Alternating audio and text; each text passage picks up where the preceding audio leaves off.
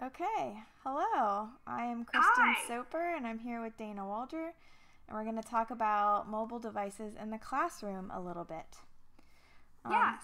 so, my first question, could you just describe how you've used mobile devices in your classroom in the past? Yeah, I've used mobile devices in the classroom in many different ways. Some of them for online learning, such as Kahoot, a gaming online game where they can respond with their answer, or quizzes, which is the same thing, a response system. They've also used them in projects to create videos and then upload onto Google Classroom or to create pictures and add it into their presentations. So there's lots of different ways that I've used mobile devices in the classroom. Okay, great. So, when you were doing those things, what kind of challenges did you have to overcome? Did you have to get like parent approval or administration approval? Well, in the school that I was in before we got Chromebooks, where the students were allowed to use cell phones, it was in the student handbook that they could use the cell phones if it was for instruction, and the teacher said that it was for instruction, and you had to be specific about when they could use it and what they were using it for. So in the student handbook, parents and students signed it, so they were aware that if cell phones were not allowed in the classroom for instructional purposes, they were to be off and in their lockers. We Okay. had a school-wide and actually district-wide policy on using cell phones in the classroom. Yeah, that makes sense. So, when Yeah. you decided to go ahead and try using them with your students, what kind of difference did you see? Did it increase engagement? What happened with your students?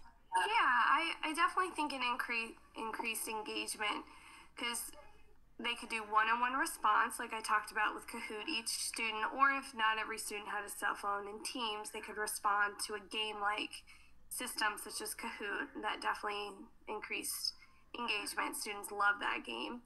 Also with their projects were so much better, and they could create picture collages and put their own pictures in there and create videos and upload it directly to Google Classroom. So students absolutely loved using the cell phones in the classroom.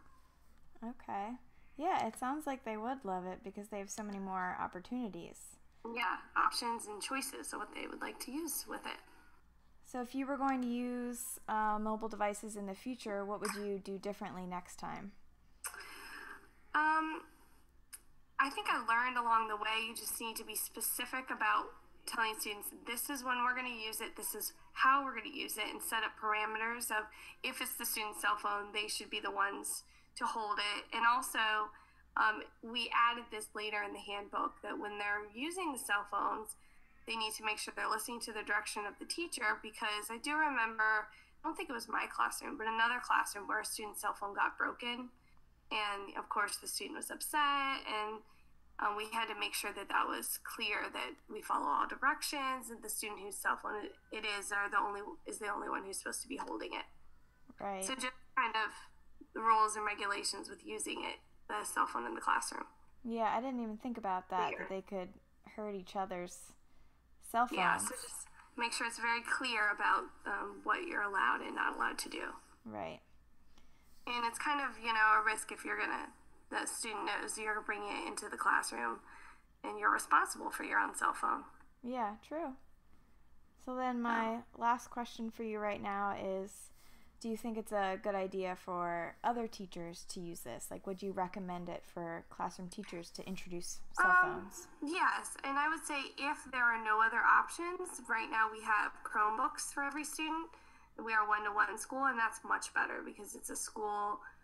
The school gave each student a Chromebook. It's on loan, so students understand that yes, you can use it, but it has to be in these specific parameters because it's the school's Chromebook. And plus, they can't really go on Facebook. All of those options are off the table because the technology is watching what they're allowed to be on. But if you don't have access to Chromebooks, it's very good to use for, like I said, the gaming systems and the projects and going on the internet and getting computers and making videos.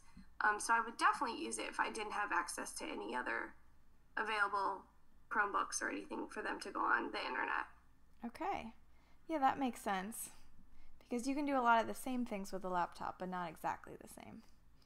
Yeah, especially the Chromebook. They actually, it's not as huge as the laptop, and they can still make their videos, and they can, set it up so they can record. And there's a lot of benefits to using the little Chromebooks. Okay. You'll really just go on Google, and you can't really download anything on there. Okay, which could be good or bad. Yeah. All right, well, thank you for your time and sharing your insight. Okay, thank you for asking me the questions. Have a good day. Thank you, you too. Bye.